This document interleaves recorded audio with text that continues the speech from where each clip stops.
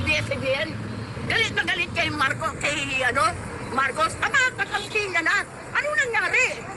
Nagulat ako. Kakampi niya na ngayon. Ano nangyari dyan? Dinudol-budol niya. Lahat dinudol mo. Marcos, wala kang utang na loob. Ang Diyos hindi natutulog. Darating din ang sakuna mo. Panalangin ko sa kayo, mahal na bilit, na ikaw bigyan ka ng pinakamasamang penalty. Ginawa mong kinudol mo yung mga taong tumulong sa'yo. Sige, Manoy, yung Manoy, sunod-sunod na kanya sa meeting. Lahat. Pero yun na nag-interview sa kanya, libre. Gumastos sila, ngayon pinakulong mo. Anong klaseng tao ka? Naku, ewan ko, Marcos. Mag-isip-isip ka na. Kapatid, 67 ka na. Malapit ka na mag-70. Kailangan magbago ka na. Naiinis ako sa'yo. Binudol-budol mo si Sarah. Pumayag sa'yo, sumama sa unity.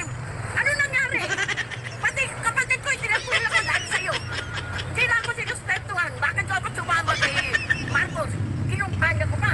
Kinala ko pa. Buong mundo. Sinain-istorya ko pa si Marcos Sr. Kaya nanalo yun eh. Sa kanta. Ako nangumpanya sa kanya. Nanalo siya. Yung mga iba dun. Si Pacquiao, si Isko, yung Panden ni Soto, si Ping Lacson. Pero siya ang kinumpanya namin. Si Marcos. Eto, nagulat ako. Bakit inaway mo yun? Inaway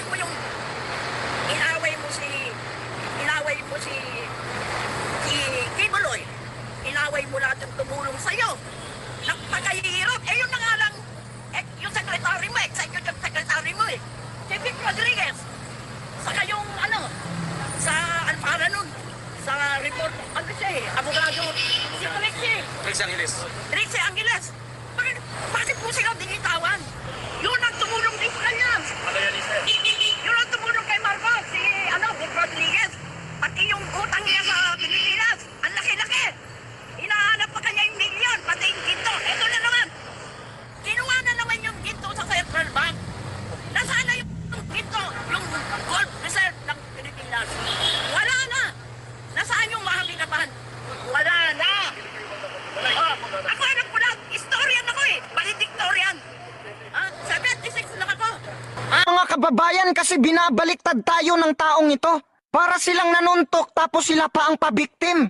Sila na nga yung tunay na traidor tapos tayo pa yung sabihan na traidor. Sila na nga yung tunay na bayaran tapos tayo pa ang sabihan nila na bayaran.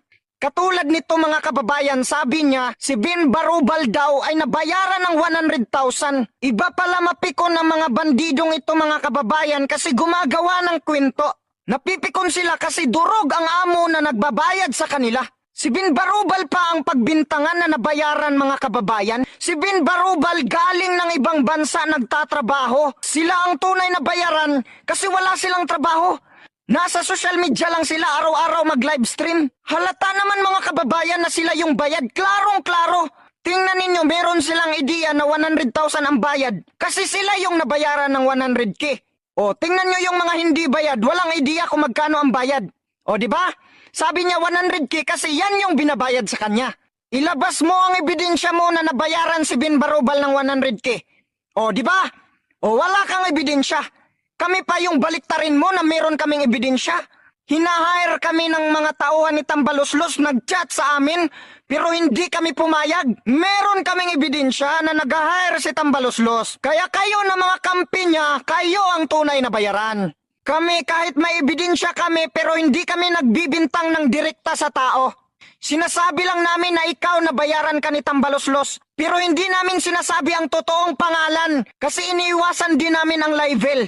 Ganyan katalino ang mga supporters ni Duterte na sinasabihan ninyo na bobo. O sino yung magsasampa ng kaso kapag sinabi namin na Tambaloslos ka? Bakit? Kaya mo bang patunayan na ikaw si Tambaloslos? Bakit? Ikaw lang ba ang Tambaloslos? Ikaw ang tunay na bubo ballpoint kasi makukulong ka ngayon. Ipapakulong ka namin kasi direkta mong pinagbintangan si Sara Duterte na binabayaran daw ng 100K si Bin Barubal. Direkta kita. Liable to, sigurado. Liable ka, Ballpoint. Ipapakulong ka namin.